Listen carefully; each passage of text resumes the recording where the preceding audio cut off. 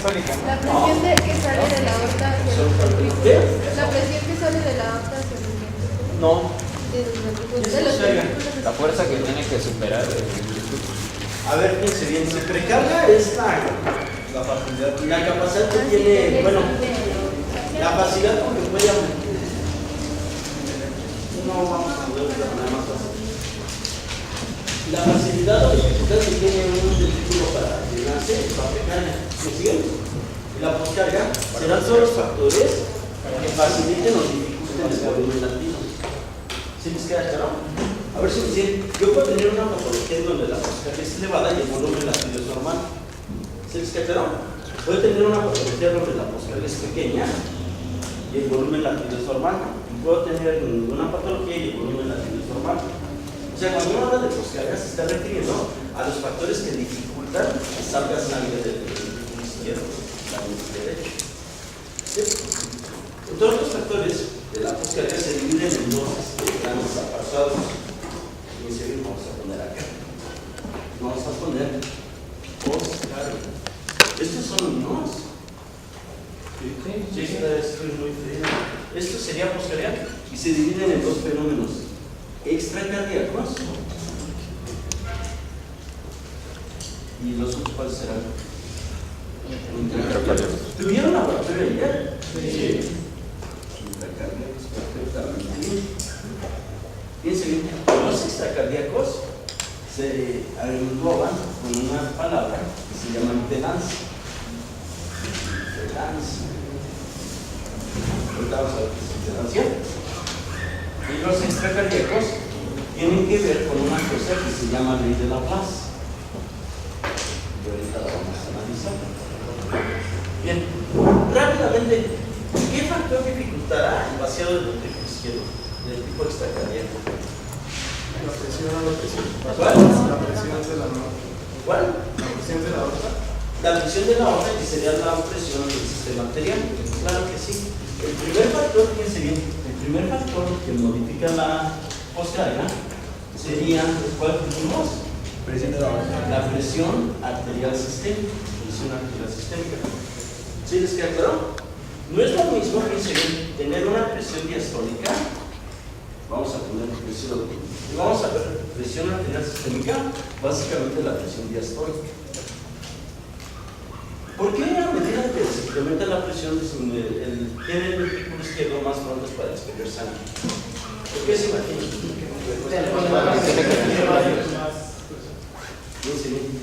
No es lo mismo tener una presión diastólica de 70 minutos de mercurio a tener una de 80 y una de 90. ¿Por qué? Porque cuando estoy teniendo el ventrículo izquierdo, tengo que hacer más gasto energético para abrir la válvula aórtica si estoy a presiones elevadas. ¿Sí les queda claro? Entonces, fíjense bien.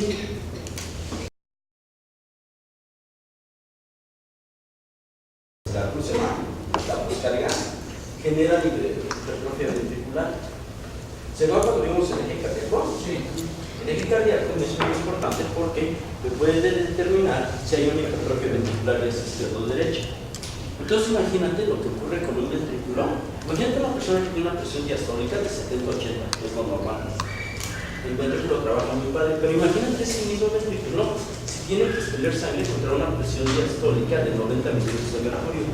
¿Cuál ventrículo se va a cansar más? ¿Pero qué ventrículo crees que se va a poner más fuerte? El izquierdo, porque para sacar el mismo volumen latido necesita mayor gasto energético.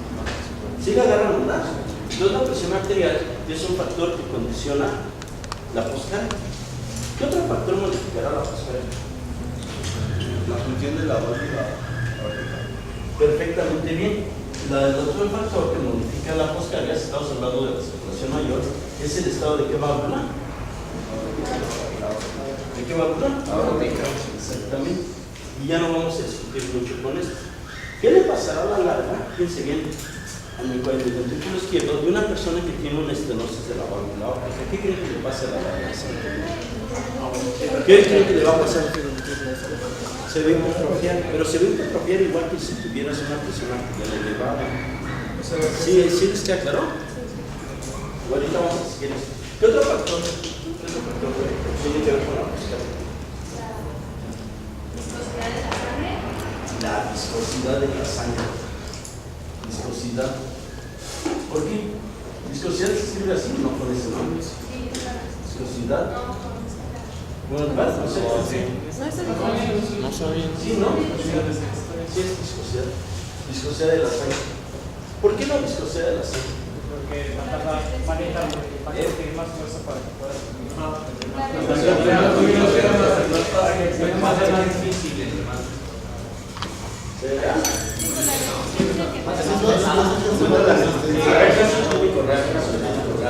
Fíjense bien, hay siempre rosales que son un chisote. Y me dice, mira qué padre está mi coche. Está bien, ¿sabes? Y se lo voy a querer más que mi mujer. Sí, es cierto, ¿eh? Bueno, pero el chiste es que este cuate quería tanto su coche que como quería lo mejor para su coche, le quitó el aceite de su coche normal y le puso aceite para motor diésel. ¿Sí? ¿Cuál es la diferencia entre un aceite de motor diésel y un aceite de velocidad? Y si tú agarras el aceite normal aquí, el aceite diésel, tú agarras y haces una película, así se lo así, pero con el diésel, ¿qué crees? Se alarga el líquido sin romperse, tiene mayor viscosidad. Pero antes de hablar de viscosidad, bueno, entonces, ¿qué creen? Entonces, este cuate le pone el aceite diésel a su coche y un padre se va a Acapulco a los 2 meses que lo compró. ¿Y qué crees? El coche se muere en la carretera, deja de funcionar. Y entonces, cuando revisa qué pasó con el coche, ¿qué crees que le pasó al coche? Se desvió.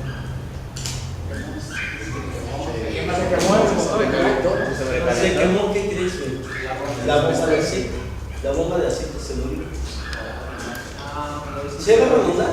Se murió la bomba de aceite de ese carro, pero pues ya tuve que cambiar la bomba de aceite. ¿Por qué se moriría la bomba de aceite de ese carro? Porque no está diseñada para esa viscosidad. Bueno, entonces vamos a ver casos reales. Fíjense bien, primero, ¿qué es viscosidad? ¿Qué es viscosidad? ¿Qué será viscosidad? La densidad ¿De qué? densidad. No. Es la resistencia de un líquido. La resistencia que tiene los objetos que estirarse sin que se rompa. Esa es la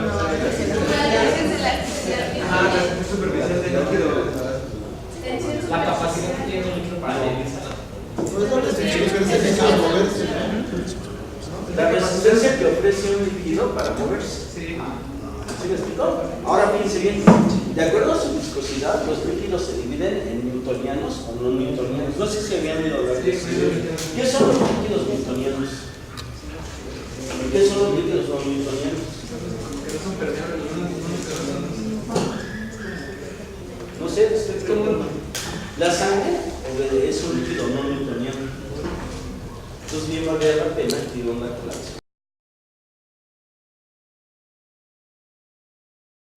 ¿Qué es un líquido newtoniano? Bueno, dice que como que no son tan permeables los fluidos no newtonianos, son más ofrecen más resistencia a la compresión.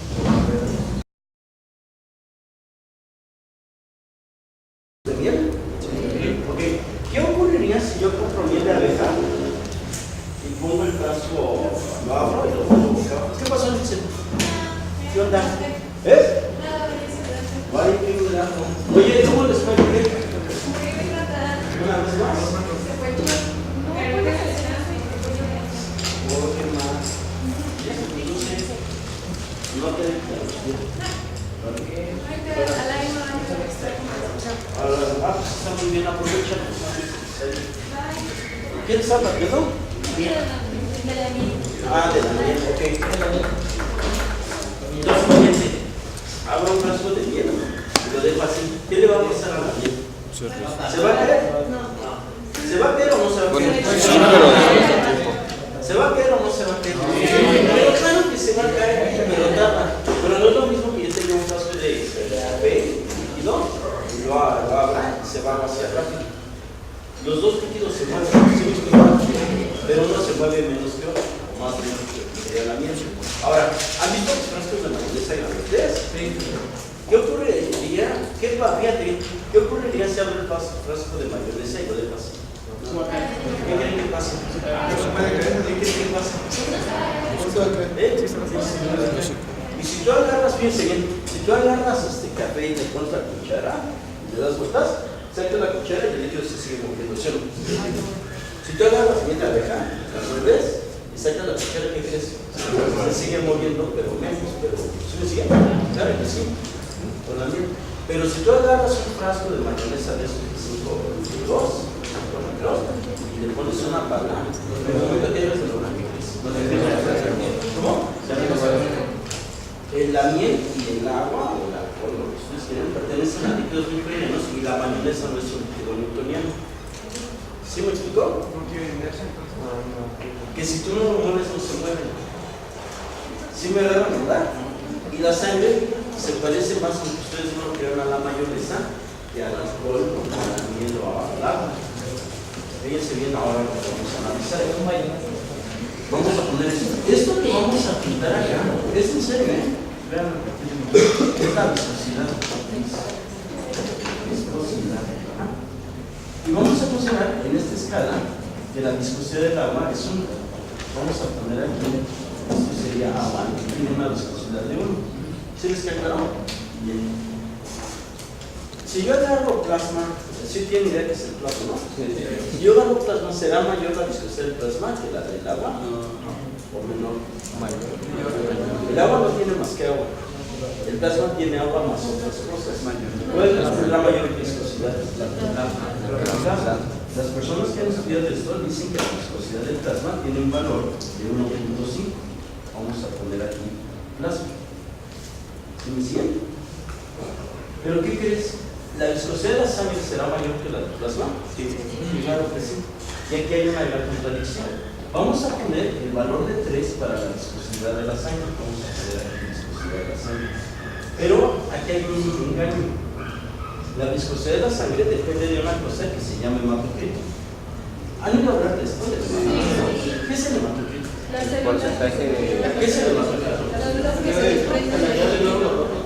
Si un laboratorista te pone en su nota que tu hematocrito es de 42, ¿qué quiere decir? Tienes 42% del paquete globular y lo demás es... Primero, las unidades que se miden en los hematocritos es el porcentaje que nadie le cuenta.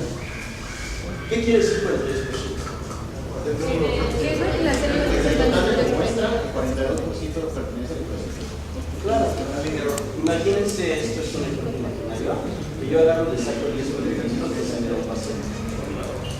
10 mililitros de sangre a un paciente. Pero esa sangre que le saco no le voy a poner ningún quelante ni nada, sino lo voy a dejar en el tubo de sangre. ¿Qué cree que va a pasar al cabo?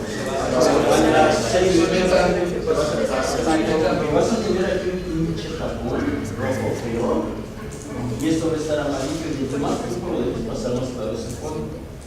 Esto sería el plasma. ¿Me siguen? Y esto serían los eritrocitos.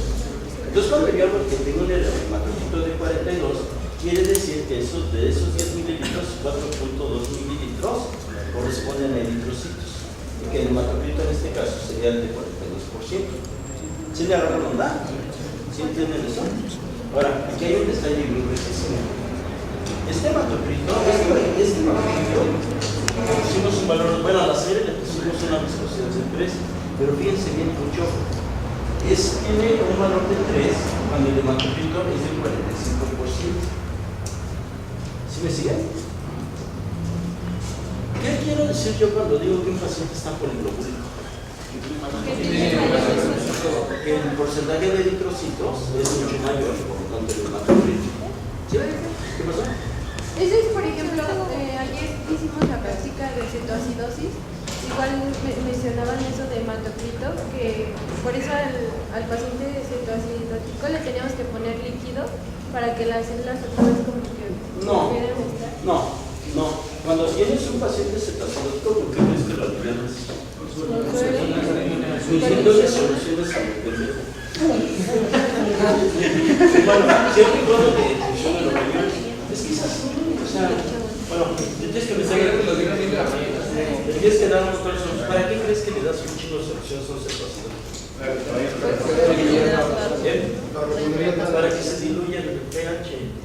Aumentas la volemia, disminuye el pH. Esto no tiene un líquido. Obviamente le das a su también, pero ese es el secreto. Pero obviamente si le das soluciones el hematocrito se aguada, ¿sí? Entonces es más fácil. ¿Sí entiendes eso? Pero eso no... Bueno, ¿sí está claro eso? Sí. Ahora sí. Entonces tiene un hematocrito de 45%. ¿Qué quiere decir yo cuando digo este paciente es poliglobúlico? Es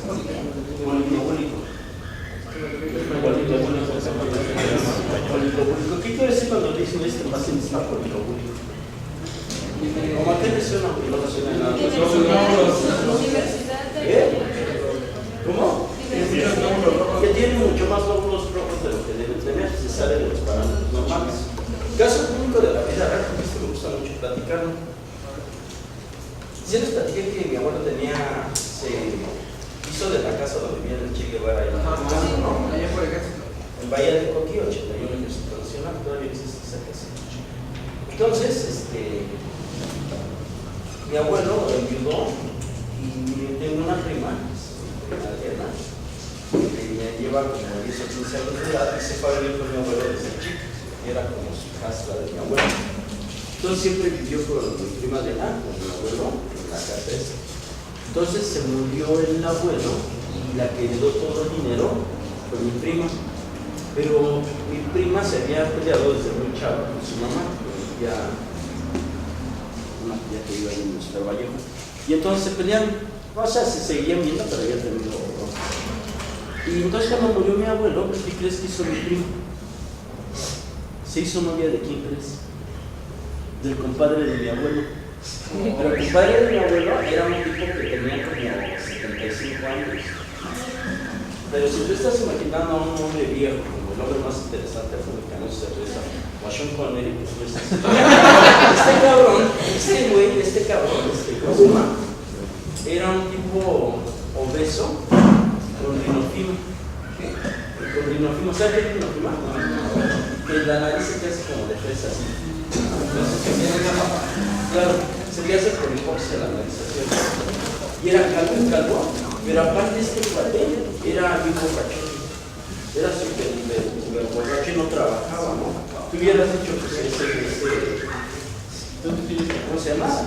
Le va a bajar la lana a mi prima, este cuate no, cabrón. Se lo llevó a vivir a casa de abuelo, ¿no? Porque se murió el abuelo. Y ese no trabajaba.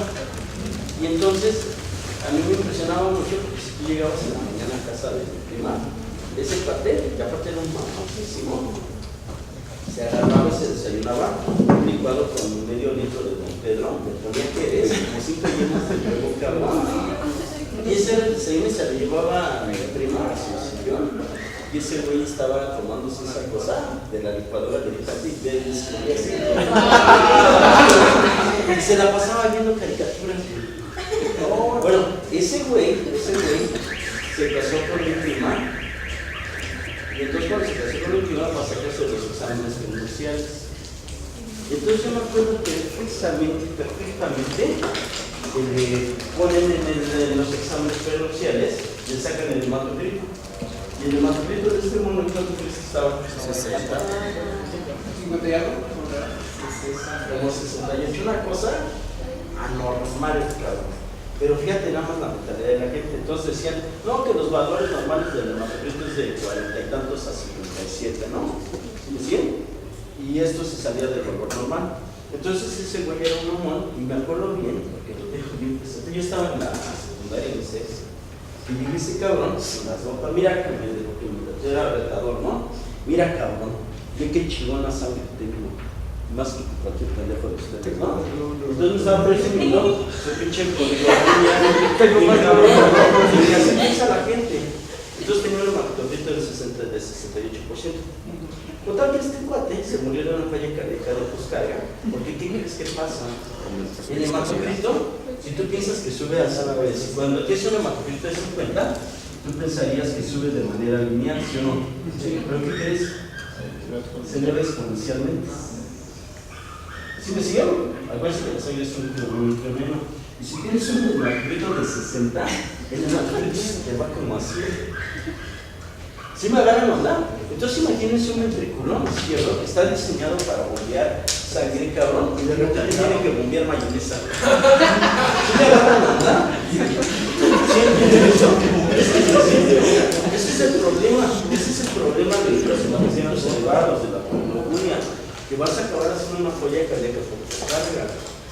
¿Sí me da onda? Acuérdense la bomba de aceite del carro de tu parte. ¿Sí? Bueno, entonces, contar que este cabrón reventó como al año, se murió al año, pero bien gacho. En una falla cardíaca. Hubieras dicho, ¿y tu sangre?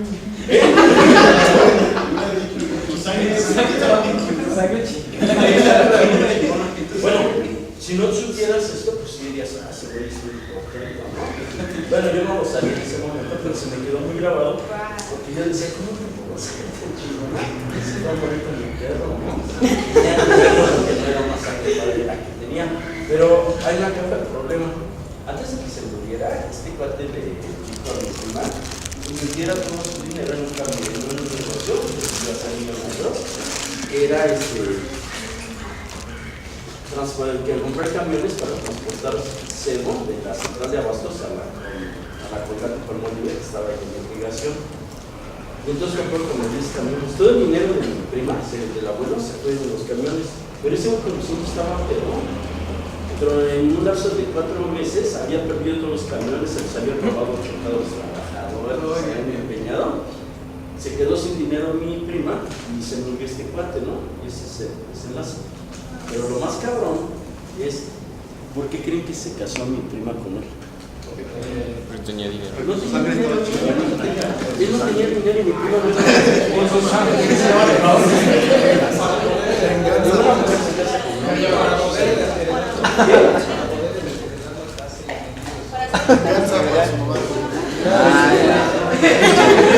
Para hacer el autor a mi papá. Eres una sangre. ¿Por qué? Él ya va a hacer eso. ¿Por qué? ¿Sí era por eso? Porque casándose con ese güey chingaba a mi tía. Cuando se trataba en la madre. Se llaman actos fallidos. Yo después lo entendí. Por ejemplo, mi hermano nunca chocó y el día de su boda, ¿qué crees? Se embarró. ¿Por qué se embarró? Porque no se cree Lo que dijo hacer. Claro. Bueno, ya no entonces les queda claro que el problema de elevar exponencialmente, el problema de elevar el nacimiento eleva la viscosidad de la sangre de manera exponencial. Entonces, un tipo que está poliglomúrico va a ser un problema de posterior similar a un hipertenso o a un tipo que tiene cortación de la aorta. ¿Sí? O una estenosis aórtica también. ¿Sí entienden eso? Pues estás aumentando la posterior. Es el ventrículo izquierdo para sacar el volumen latido con una magnitud. Imagínate la fuerza que tiene que hacer. ¿Sí le decían espectro? Un gasto energético considerable. Ok, entonces ahí está la discusión de la sangre. ¿Qué otro factor modifica el crecimiento? ¿Qué otro factor modificará el volumen latido? Bueno, pues la posterior. Obviamente, si disminuye la viscosidad de la sangre, disminuye la poscargación. Y si tienes presiones diastólicas bajas, disminuye la poscarga también. Un taponamiento. No, líquido. Sí, tranquilo, o sea,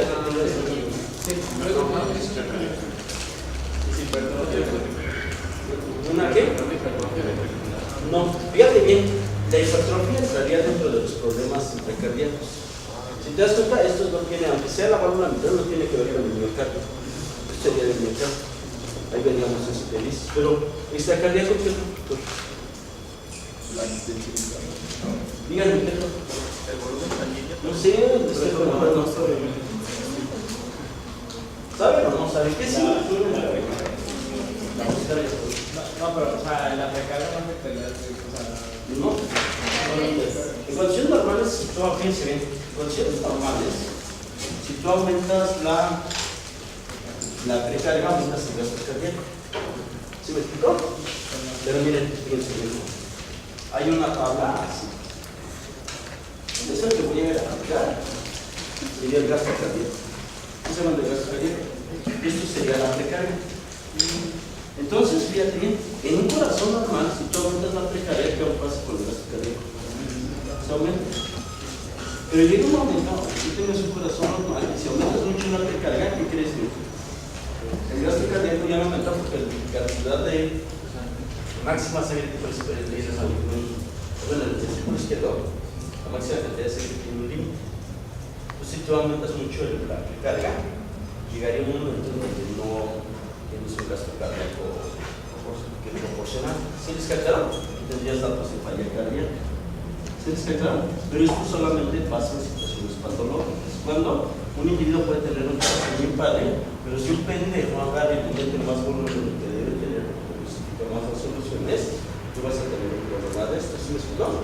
Tienes una precaria aumentada y vas a tener un problema. Sí, les captaron. Entonces lo normal sería de aquí para aquí. Ok, pero no.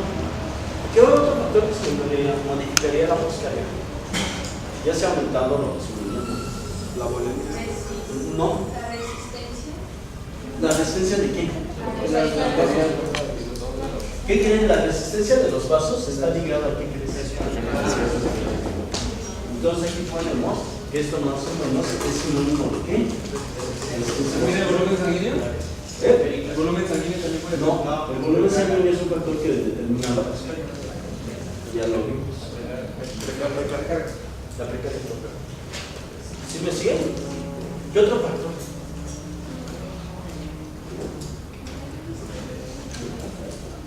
No da más. Tendrá que ver la Tal vez, ¿de qué? Claro que sí. ¿Qué? ¿Cómo a qué te refieres con desconfianza? A la capacidad que tienen las arterias para almacenar sangre. ¿Eres la resistencia? Sí. Piense bien. Si tú piensas que un hipertenso es hipertenso, porque ustedes ya vieron que las arterias tienen una capota de músculo liso constante, dan hipohidras elásticas, y hasta en los cadáveres que tienen aquí que parecen muéganos, las arterias siguen estando relanitas y si las apachuras se vuelven más fibras, pero por las fibras elásticas que tienen. Bueno, si tú consideras que los hipertensos son hipertensos porque el calibre de su arteria es así, el uno propenso es así, están bien idiotas.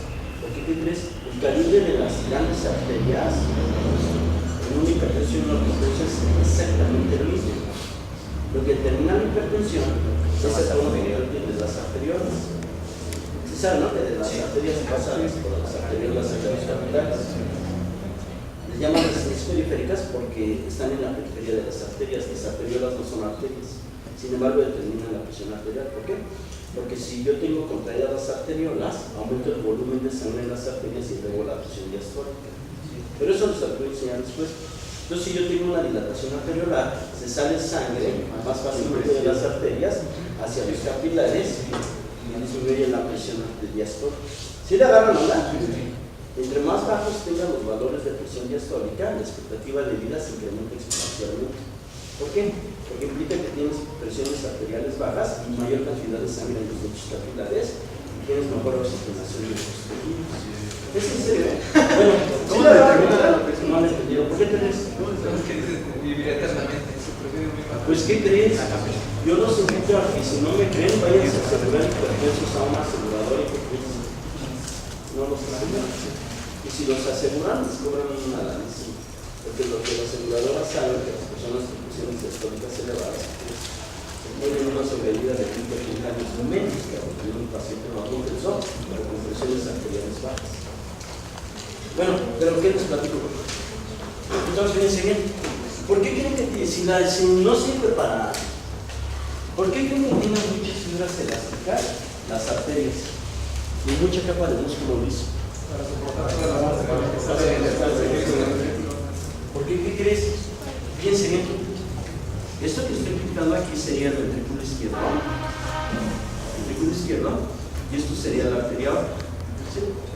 Entonces, la transa, vamos a poner aquí su valvular. El problema es que tú tienes ya sangre durante la diástole, cuando está llenando el ventrículo izquierdo, hay sangre en las arterias. Luego vamos a ver por qué siempre hay sangre en las arterias. Pero el chiste es que cuando se contrae el ventrículo, vamos a poner aquí contracción del ventrículo, sale explosivamente los 70 mililitros de sangre. ¿Y qué crees? Como si fuera un papel de ganado, por veces un cañonazo. ¿Qué crees? ¿Qué crees que le hace a la arteria otra? Unas arterias, ¿qué crees? Son como los cachetes de béisbol, por cierto, hay que empezar a en donde llega, sale exclusivamente la sangre y una buena arteria lo que tiene que hacer es dilatarse para disminuir la presión de salida. No sé si me agarran la onda. ¿Sí? Y entonces, como tiene fibras elásticas, lo que hace la arteria que crece, vuelve a ponerse en su mismo sitio. ¿Sí le agarran la? O sea que las fibras elásticas, el músculo liso de las arterias, de la todo eso, sirve para que cuando salga la sangre se abomben y no se incremente tanto la presión sistólica. ¿Sí les queda clara la idea? Esa es la función, por eso tiene fibras elásticas. Entonces, fíjate, sale la sangre, se dilata de nuevo el ventrículo, se empieza a llenar, y ahora lo que hace la arteria que crece es volver a su estado normal y va ordeñando la sangre. ¿Sí le agarran normal? Para eso sirven las fibras elásticas. Ok. Fíjense bien. Entonces, una arteria aorta, ¿cómo tiene que ser? Bien extensible, bien elástica. Una arteria, cualquier arteria, desde la aorta hasta la dorsal del pene, la que ustedes digan, tiene que ser forzosamente elástica para mover el paso de sangre. Pero hay un detalle muy preciso. Resulta, fíjense bien, la distensibilidad de la arteria aorta juega un papel muy importante. ¿Es la que se va afectada No, ahorita. No, las que se afectan con la diabetes son las coronarias. O sea, de hecho, un tipo que tiene diabetes se incrementan exponencialmente las probabilidades de participantes. O sea, es porque la diabetes es una razón. Ese es el problema de la diabetes. Ahora, fíjense bien. Aparte, se incrementan los depósitos. Pero esperen, fíjense. Yo viene a mi consultorio un señor de 70 años. Le tomo la presión y este güey tiene 150 de sistólica y 70 de diastólica. ¿Sí me siguen? Luego vamos a ver presión arterial. Aunque no lo crean, este no es hipertenso. Lo que determina la hipertensión son presiones diastólicas de 90 milímetros de mercurio, no las históricas. De hecho, la hipertensión es un problema de la presión diastólica, no de la sistólica. ¿Por qué creen que este señor de 70 años tiene una presión sistólica de 150 milímetros de mercurio? No, ya no están identificadas. cuando tú agarras y tomas una tele de tórax, más o menos, es la forma de una tele de tórax, ¿no? ¿Sí? Así se ve una silueta cardíaca. Eso que esta que se ve redondo aquí, que es la aorta que está cabalgando. ¿Sí me siguen? Se va para atrás. Bueno, esta es la aorta. Tú tomas una tele de tórax. En este viejito que tiene una presión sistólica elevada, cuando tomas la tele de tórax, vas a encontrar algo padrísimo. Bueno, padre para ti como médico verlo, pero no para el señor. Este cuate se ve así la aorta, se ve como un anillo, como si tuviera un anillo realmente, algo bien bonito. ¿Qué creen que es eso? Las placas de ateroma no se ven porque son radiolúcidas. Por eso el impacto radiolúcido, o sea, no se ven las placas de ateroma. O sea, eso son las placas de ateroma. ¿Qué creen que sea eso? ¿Y por qué tendrá la presión sistólica elevada? Porque pierde la distensión. Porque ya no es tan distensible. Siempre que tengas una persona con presión sistólica elevada, tiene la presión sistólica elevada porque tiene calcificada la aorta. ¿Sí me agarras la onda? Entonces cuando tomas una tele de tórax, está calcificada la aorta, se ve muy bonito. Entonces cuando sale la sangre del ventrículo izquierdo, ¿qué crees que pasa con la falla histórica? Se ve un montón porque las arterias no pueden amortiguar porque están calcificadas, están rígidas. ¿Sí les queda claro? Entonces ese factor modifica de alguna otra manera. ¿Cómo? No, por cierto, puedes tenerlo clasificado, depende de cada persona, no hay reglas en esto. Entonces, este ejemplo extremo es un ejemplo muy común. ¿Sí le agarran la onda? Perfectamente. ¿Qué otro factor extracardíaco modificará la presión? ¿Y qué puede determinar que se pierda la distensibilidad? después de la acumulación de cáncer, ¿verdad? Es lo normal, o sea, es normal.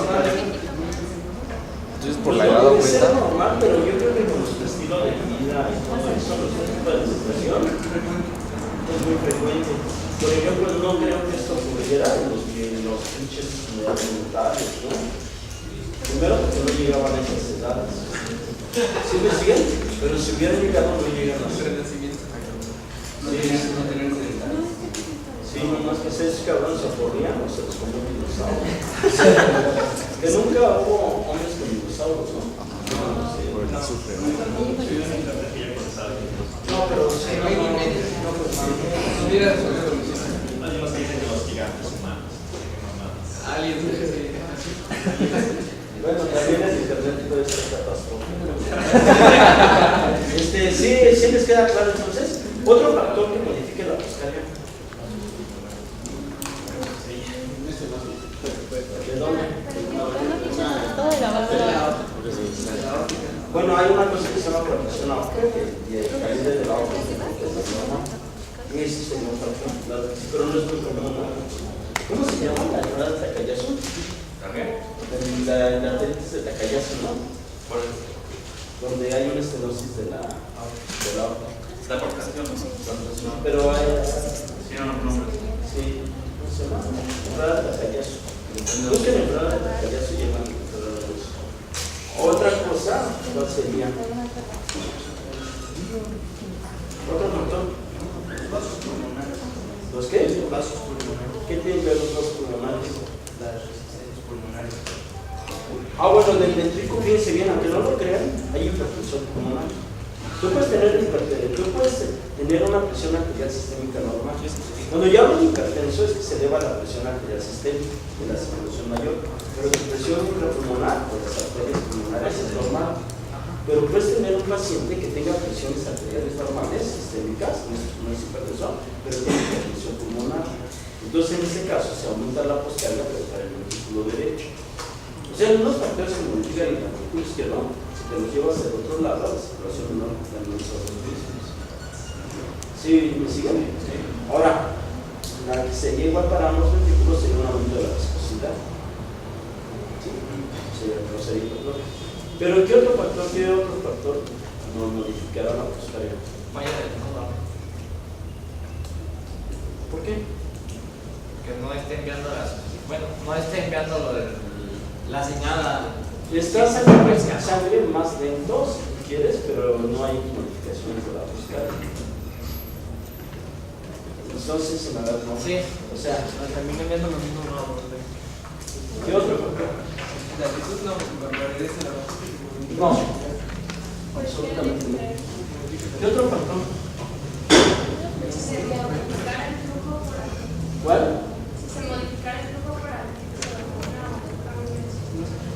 No ve las modificaciones del flujo. Prácticamente está más relacionado con la poscarga que con la postura. Pero si no la pregunta. ¿Sí me siguen? Sí les queda claro.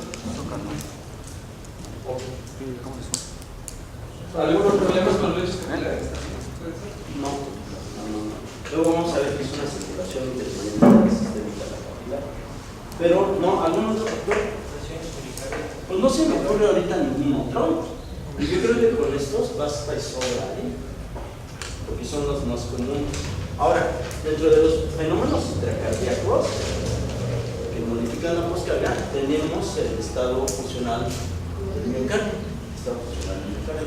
Y entonces, hay un detalle muy importante. Fíjense bien, vamos entonces a hacer lo siguiente. Esto que estoy pintando, haz de cuenta que agarro con una pinche machete, un ventrículo izquierdo, y lo parto a la mitad. ¿Sí les queda claro? Ok. En la naturaleza, todos los objetos tienden a separarse, a explotar, pero también que crecen. Hay fuerzas que impiden que se lo. ¿Sí me siguen? Es la famosa ley de Laplace. Entonces, si yo aumento la presión, fíjate bien, si yo aumento la presión y el radio de esta cosa, vamos a poner aquí. Imagínate ahora que tengo un ventrículo así. Y aquí la presión es mayor y el radio, ¿qué onda? Es mucho mayor. La presión y el radio son fuerzas que, ¿qué crees que están haciendo con el vehículo? Le están haciendo que se explote. ¿Se me explicó? Pero este ventrículo no se desgrega, ¿por qué crees? Por el grosor de esa pared. ¿Se me siguen? Entonces imagínate que en este plano, esta flecha que estoy pintando acá, estas flechas que estoy pintando acá, para acá y para acá, representan las fuerzas de la presión y el radio. Están separando el ventrículo. Y H sería el grosor de la pared. Entonces, hay un concepto que se llama tensión.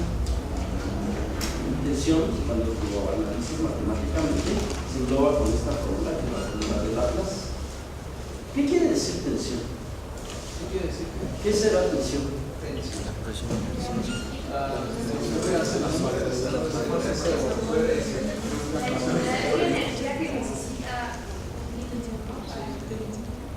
A ver, vamos a ver. ¿Qué sería presión? ¿Qué sería presión? La fuerza que se ejerce sobre una superficie. Si no ejerce una presión sobre el pizarrón, ¿sí o no? Ok. Fíjense bien. Cuando yo hablo de tensión, me estoy refiriendo a la fuerza que ejerce la sangre, pero no sobre el endotelio del corazón, sino sobre todo el área transversal de este segmento de pared. ¿Sí me explicó? Entonces, si incremento la tensión, quiere decir que las fuerzas que está generando la pared tienen que ser mayores para evitar que se desgregue, que se separe. Pero nada de eso tiene sentido si no analizamos el problema de la cardiopatía. Fíjense, vamos a poner un ejemplo y vamos a poner un ventrículo izquierdo sano. Esto sería un ventrículo izquierdo sano. ¿Sí me siguen? La tensión que se está generando en las paredes, obedece a la ley de Laplace, estaría la presión por el radio por 2 veces H. ¿Por qué se le dan 2 veces el grosor de la pared? Porque de este lado hay paredes. ¿Sí me siguen? Si tú lo ves en un solo plano, por eso se pone 2. Ahora, cuando tú imagínate que eres hipertenso, y tú no sabes qué es hipertenso, ¿qué crees que pasa con el ventrículo izquierdo? Se hipertrofia, pero las hipertrofias son concéntricas. ¿Qué quiero decir con eso? ¿Qué crees? Pero crecen hacia adentro. Son hacia adentro. Por eso no ves un aumento de la velocidad cardíaca. Ahí tenemos un corazón hipertrofiado, que si es por un hipertenso va a desviar la velocidad cardíaca a la izquierda. ¿Sí?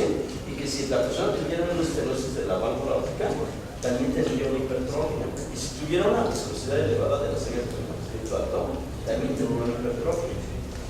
¿Sí me siguen? Entonces, fíjate bien, el volumen latido de este corazón es el mismo que el volumen latido de este corazón.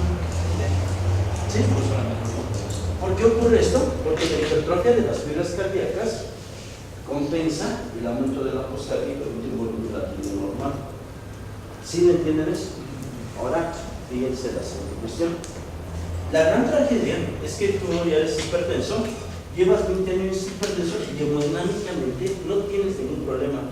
No tienes ningún problema que nunca te has dado cuenta que en 20 años que estás con hipertensión, porque nunca te has tomado la presión arterial.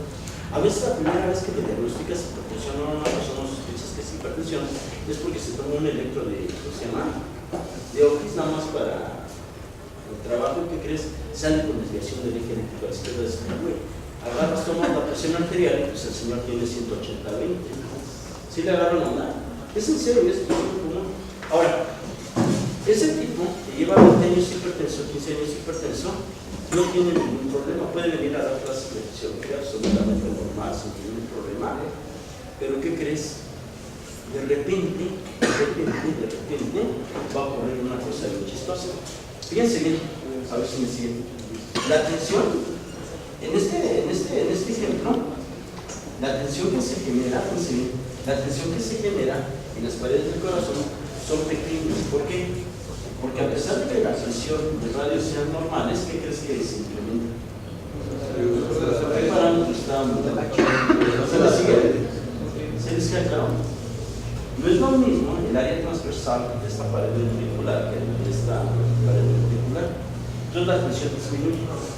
¿Sí? Ahora, hay un detalle fíjense bien.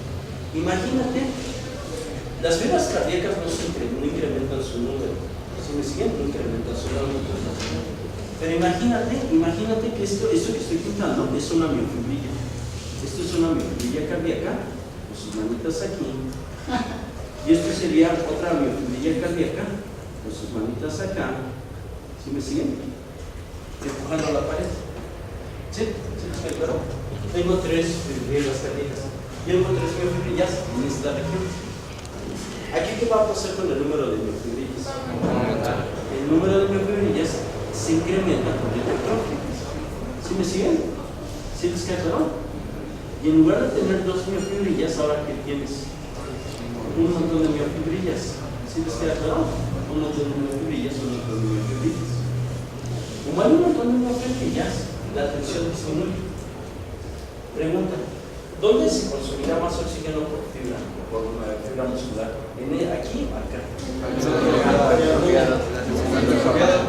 Absolutamente no, porque fíjense bien, cuando yo tenía nada más 2 miofibrillas musculares, esas 2 miofibrillas tenían la pared, ¿sí me sigue? Y tenían cierto gasto de energía, pero ahora el gasto de energía va a disminuir en cada una de las miofibrillas, porque ahora en lugar de 2 miofibrillas tengo 100.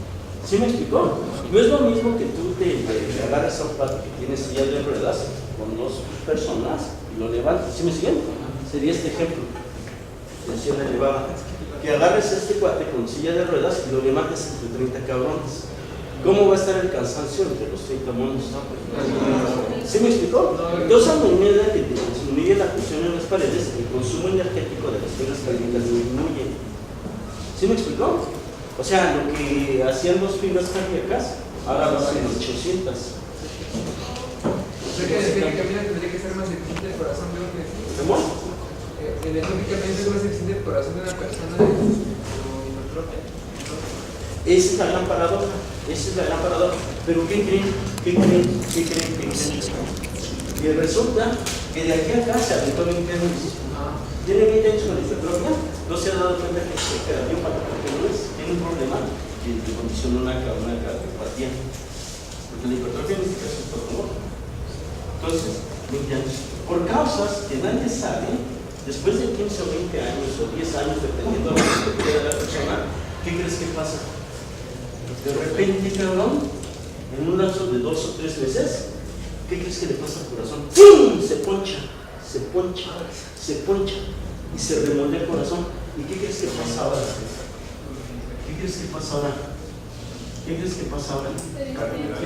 Se hace granote cardiomegálico, pero hay un detalle bien dulcísimo. ¿Qué crees que le pasa a las paredes?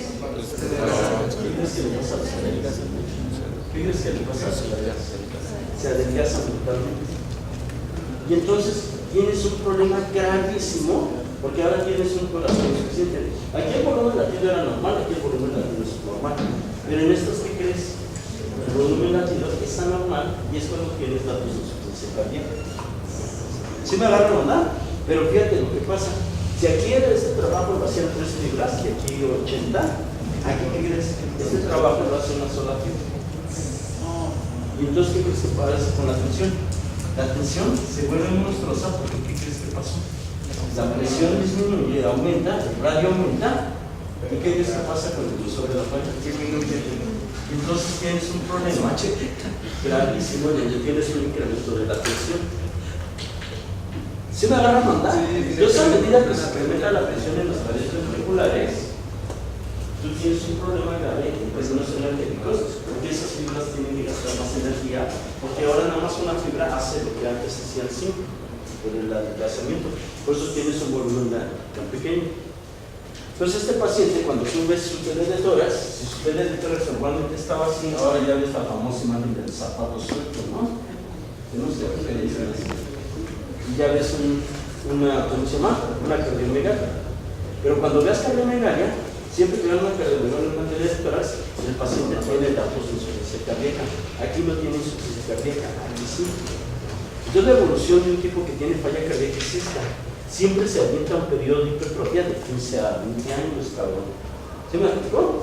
Entonces, si tú agarras a un cardiópata que está con hipertrofia y y modificas los factores que aumentaron la poscarga, ¿qué crees que pasa?